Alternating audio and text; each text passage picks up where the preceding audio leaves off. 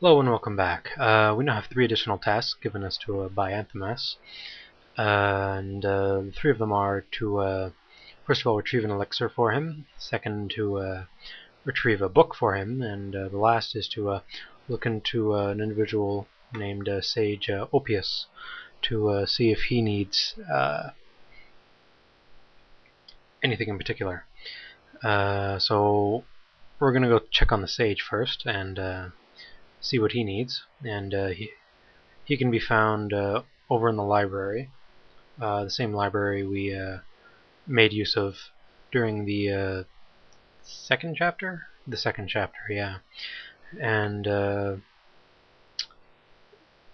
there's quite a few sages there actually, and quite a few of them we won't be speaking to at all, but a few of them, one of them you, I think you only speak to if you are on the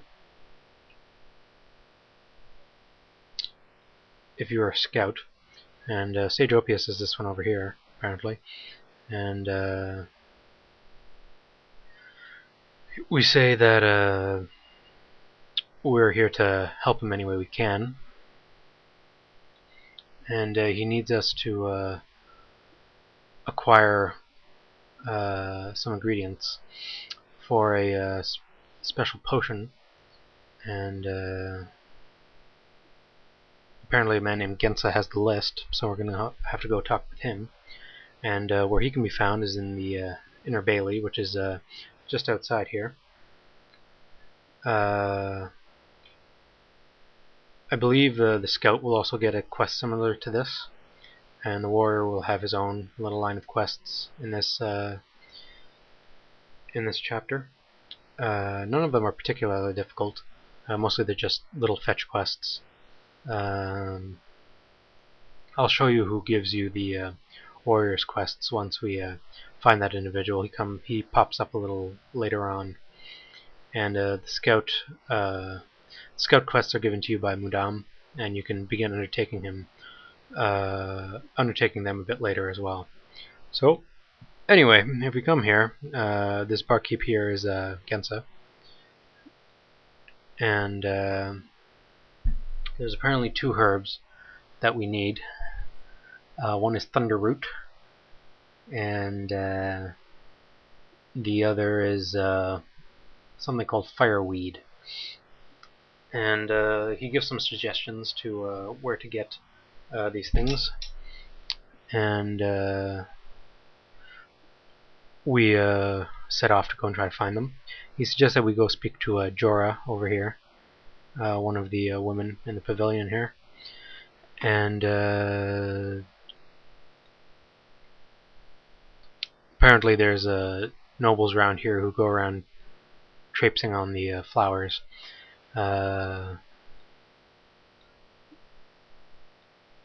And check her quest log, it's actually us she's talking about, though she doesn't realize it. Anyway, she hands over the fireweed, and that only leaves the thunder root left. So if you go and talk to this farmer over here, Merchant George,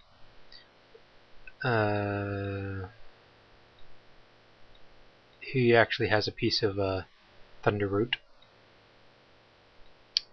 and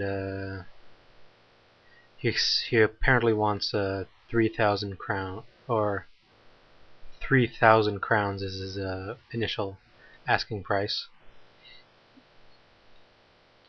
But if you open up his shop, we managed to get him to settle for 1,000.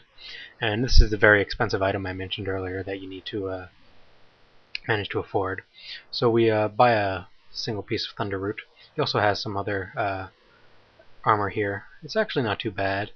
I don't know if a warrior would really wear it though. And there's also some other stuff, better stuff you'll be getting later on anyway. So it's not too big of a deal whether or not you take that. But anyway, with the 2 ingredients, I think we report back to Gensa and he'll mix them up for us. Let's see. And he decides to name it Fire Gullet, as it apparently has quite a kick to it. And we get some training points for accomplishing that. But before we head back to Enthamas, we're going to first head over to the Outer Bailey, or the Outer Keep, level 1, where we'll find a guard who supposedly has the elixir that Enthamas is looking for. I don't quite remember the story behind that. I think it was entrusted to the guard for safekeeping until it was needed, mostly to keep it out of sight. Most people wouldn't suspect the common guard to be carrying magical elixirs, I guess. So, sort of hiding in plain sight, I suppose. Anyway, and if we speak to him about it, we can eventually get a hold of it. And now we can bring it back to Enthamas, along with the Fire Gullet. So we have here the Fire Gullet and the Silent Spirits, which is the elixir we're looking for. And with both of them together, we can complete 2 of the 3 quests that Enthamas wanted us to do. And we'll get 2 pieces of training for that. Can't remember which ones they are, though. Regardless, they're all pretty good anyway, so it doesn't really matter all that much which ones they are. So, as you saw there, we weren't able to jump to the Inner Keep level 2.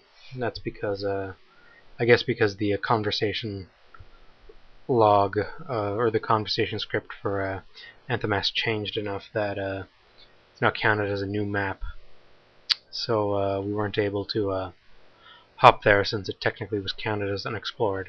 At least that's how it seems to work anyway. Whenever the maps get updated, you lose. It no longer appears on the minimap when you try to jump to that location. So it's a bit inconvenient, but it's not too big of a deal, I guess. Anyway, with the 2 potions now, we can head back to Enthamas and hand them over, and with that we'll have done 2 of the 3 mage quests for this chapter. And the first training gives us is energy control, which gives us a whopping 125 points to our mana. And by handing over our Opius requires the remainder of the Fire Gullet. So we hand over the Fire Gullet, but he only takes a small amount of it and asks us to hand over the rest to Opius, who apparently needs the rest for whatever reason. And so I guess we'll go over there and hand that over to him. So he can be found in the same location as before, just in the first floor of the Inner Keep. So we'll head down there right away and hand that over. I find that the 6th chapter is a lot like the first chapter. There's a lot of little FedEx quests that you have to do, unfortunately. And they're a bit tedious, I guess, but they're quite rewarding. Actually, the 125 mana is quite a boost, and the other training things that you'll get in this chapter are equally potent. Same goes for the Scout and the Warrior. And anyway, with this we'll return the